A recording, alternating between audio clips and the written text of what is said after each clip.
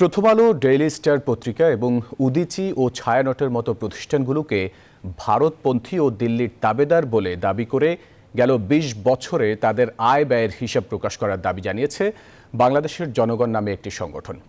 বিকেলে ঢাকা রিপোর্টার্স ইউনিটিতে এক সংবাদ সম্মেলনে সংগঠনটির নেতারা অভিযোগ করেন, প্রথম আলো ও ডেইলি স্টার বাংলাদেশে ভারতের বয়ান প্রতিষ্ঠার কাজ করছে। এ সময় তারা ৭ দফা দাবি তুলে ধরেন।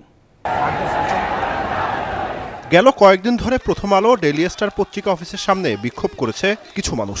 তাদের দাবি, প্রথম আলো, ডেইলি স্টার, ছায়ানট ও উদীচীর মতো প্রতিষ্ঠানগুলো বাংলাদেশে ভারতীয় সাম্প্রদায়িক আধিপত্যবাদের উৎপাদন, বন্টন ও বিনিময় করছে। এছাড়া এসব প্রতিষ্ঠানের বিরুদ্ধে অনেক নিরপরাধ মানুষকে জঙ্গি বানানোর অভিযোগও করেছেন আন্দোলনকারীরা।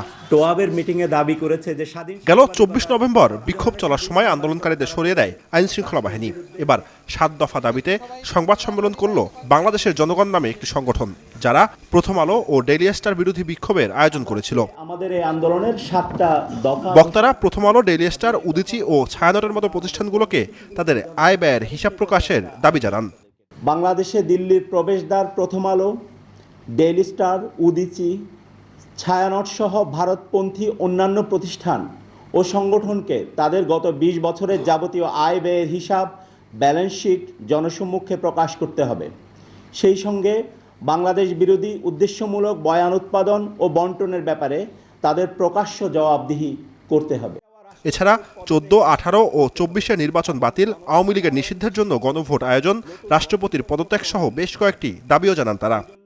এই ৩ অবৈধ নির্বাচনের সঙ্গে সংশ্লিষ্ট সকলকে বিচারের আওতায় নিয়ে আসতে হবে।